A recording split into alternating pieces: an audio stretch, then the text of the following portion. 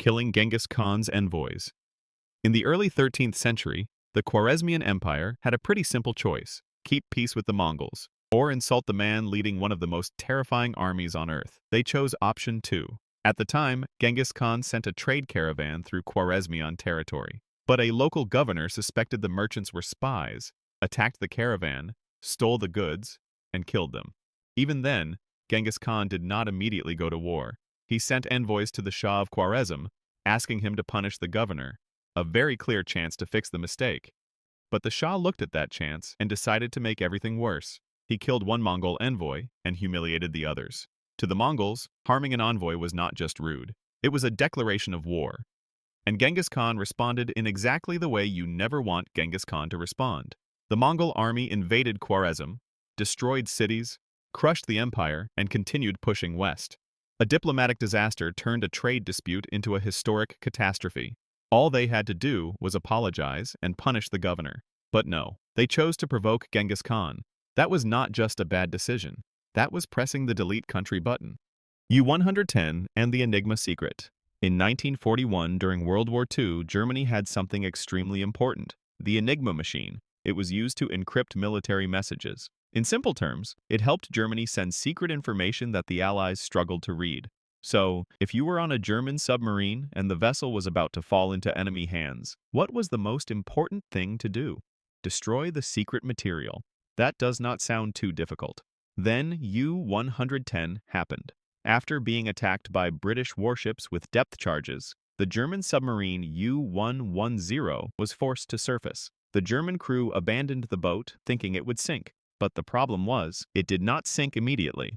The commander tried to go back and destroy the Enigma machine and codebooks, but it was too late. British sailors boarded the submarine and recovered one of the biggest intelligence gifts of the war: the Enigma machine, codebooks, secret documents. All of it was sitting there, as if the war had accidentally sent the Allies an attachment. With these materials, British codebreakers gained a major advantage in reading German naval messages. And to keep Germany from realizing the secret had been exposed, the British let U-110 sink and pretended everything important had gone down with it. A small mistake at sea, but in war, one abandoned codebook can be worth more than a fleet. One sentence helped bring down the Berlin Wall. In 1989, East Germany was under intense pressure. People wanted the freedom to travel.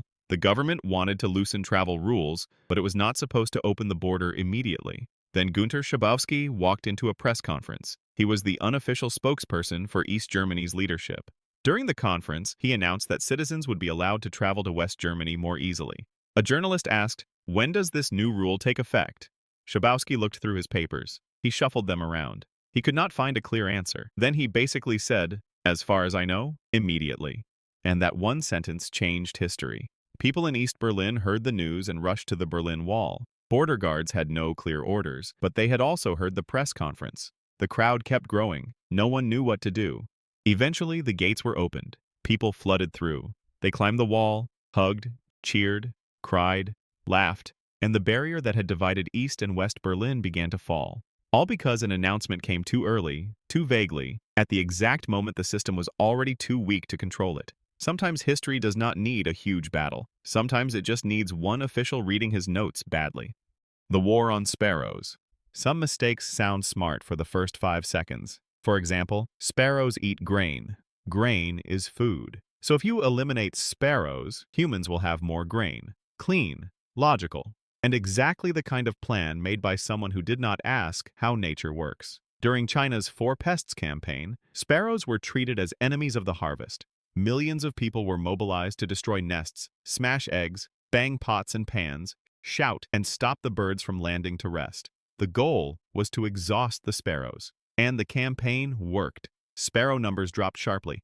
But then people discovered one fairly important detail. Sparrows do not only eat grain, they also eat insects. When the sparrows disappeared, insects and locusts exploded in number. Without a natural predator, they spread through fields and damaged crops even more heavily. A campaign created to protect food ended up making food shortages worse. That is the scary kind of mistake. Not because people had no plan, but because they were too confident in a plan that was far too simple. Nature is not a light switch. You cannot turn off one species and expect everything else to stand still politely. The bear that almost started nuclear war.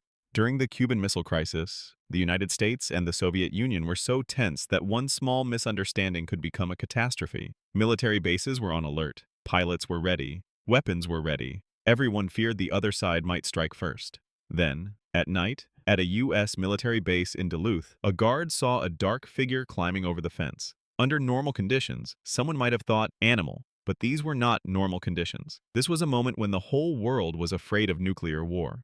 The guard thought it might be a Soviet saboteur. He fired his weapon and triggered the alarm.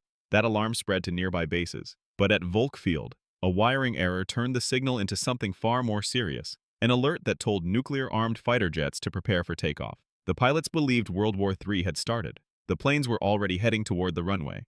Then an officer realized the mistake, raced out in a car, and stopped the planes just in time. Only later did they discover what the original dark figure was. Not a spy, not a commando, a bear. A lost bear, combined with a system error, almost pushed the world into a nuclear nightmare. Rejecting engineer Orban. In 1452, the Byzantine Empire was in serious danger. Its capital, Constantinople, still had famous walls, but the empire itself had become very weak. Then an engineer named Orban came to Emperor Constantine XI. He said he could build a massive cannon, a weapon that could change the war. The problem was that Byzantium did not have enough money or resources to support him, so they turned him down.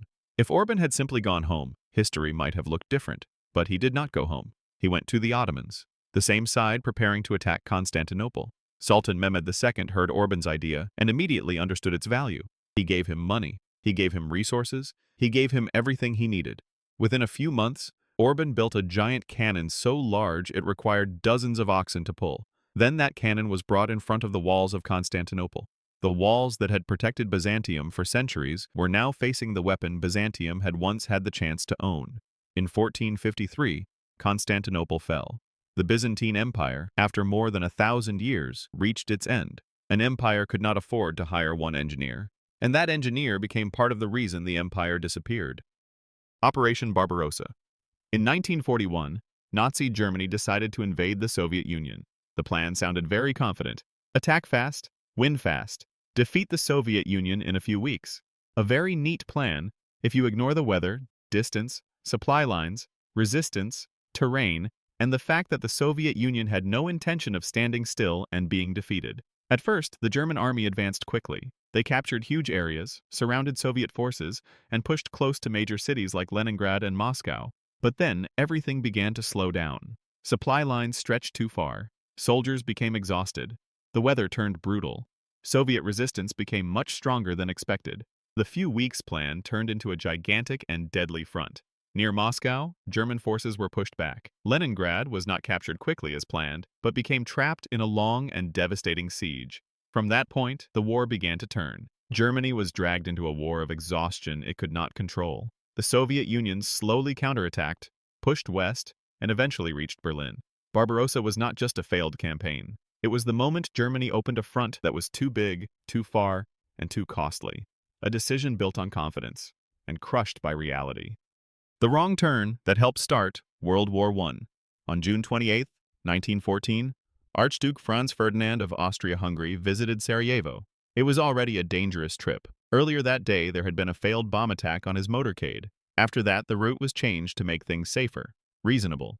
The problem was that the new route did not reach the driver, so the car accidentally turned into a side street where Gavrilo Princip, one of the assassins, happened to be standing. Not because the plan was perfect, not because everything had been calculated brilliantly. He was there after the earlier attack had failed. Then the Archduke's car appeared right in front of him. The driver tried to reverse, but the car stalled. A few seconds were enough. Franz Ferdinand and his wife were shot. The assassination triggered a huge diplomatic and military chain reaction. Austria-Hungary declared war on Serbia. European alliances began pulling countries into the conflict. A local crisis became World War I.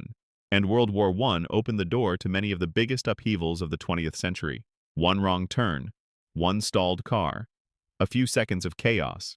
Then the world stepped into a war no one could truly control. The information in this video was researched from multiple sources. If anything is inaccurate, leave a comment below. I am the Quiet Witness. Subscribe so you do not miss any future videos.